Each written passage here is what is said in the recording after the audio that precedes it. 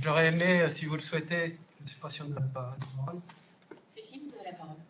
Mais j'aurais aimé, avant de donner la parole à Patrick, peut-être sur les questions du chat, répondre à certains éléments de l'intervention d'Alexis concernant effectivement l'implication du Conservatoire d'espaces naturels Nouvelle-Aquitaine sur le territoire du Marais Poitevin, puisqu'on a une maîtrise foncière qui dépasse aujourd'hui les 400 hectares à l'échelle du Marais.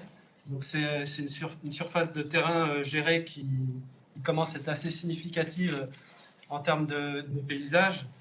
Et si notre préoccupation, c'est bien sûr la préservation et la gestion du patrimoine naturel, celle-ci s'effectue avec des acteurs locaux, en particulier les agriculteurs, et on est toujours en échange avec ces acteurs-là pour trouver des solutions les plus adaptées à la gestion de ces espaces.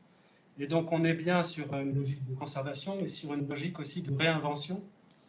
Et c'est la raison pour laquelle on a été très motivé au démarrage de ce plan de paysage pour précisément proposer que des actions d'expérimentation soient conduites sur des parcelles du conservatoire en matière d'essence alternative aux frênes et qui puissent être conduits sous des formes différentes, enfin, sous des formes de frênes quelque part, mais avec des essences différentes. Donc on a testé de l'érable champêtre, du chêne pédonculé, de l'orme champêtre aussi également, qui avait été sélectionné grâce aux pépinières forestières du Guéméné-Pinfo, et en situation agricole précisément, sur des parcelles où il y a de l'élevage qui est en place.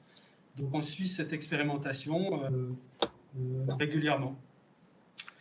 Voilà pour ce que je pouvais en dire de l'application du conservatoire sur ce territoire et sur cette aventure. Et je me permets de compléter, on prolonge avec du peuplier noir la semaine prochaine sur les autres terrains ici. Donc voilà, on continue les expérimentations chez vous. Tout à fait.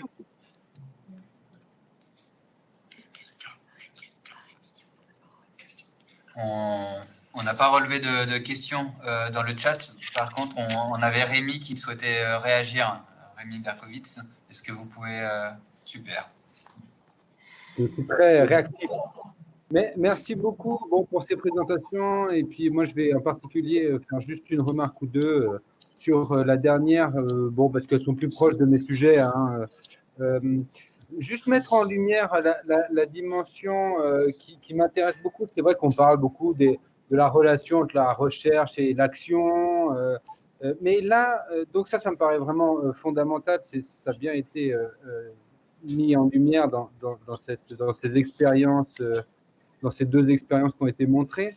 Peut-être sur la question de la recherche, c'est vrai que la dimension, on aurait pu questionner la dimension historique. C'est vrai que moi, je suis un peu, c'est mon dada, hein, la recherche historique. Donc, je pense que la question de l'histoire environnementale, peut-être sur le long terme, sur la longue durée, dans quelle mesure ça aurait été intéressant d'intégrer cette dimension. Je pense que ça, c'est important. Et surtout, mais au-delà de ça, surtout ce qui me paraît vraiment intéressant, parce que c'est vrai que ça fait des années qu'on parle de recherche, action, etc. Mais surtout, ce qui me paraît vraiment extrêmement intéressant dans ces exemples-là, c'est la dimension expérimentale. Recherche, action, expérience, comment ces trois pôles se nourrissent, pas du tout de manière linéaire, on l'a bien vu. Hein. Ça me paraît vraiment extrêmement intéressant.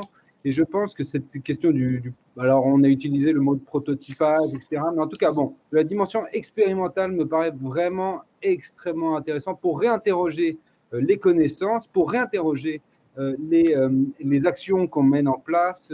Donc, je pense que cette dimension-là est vraiment extrêmement intéressante.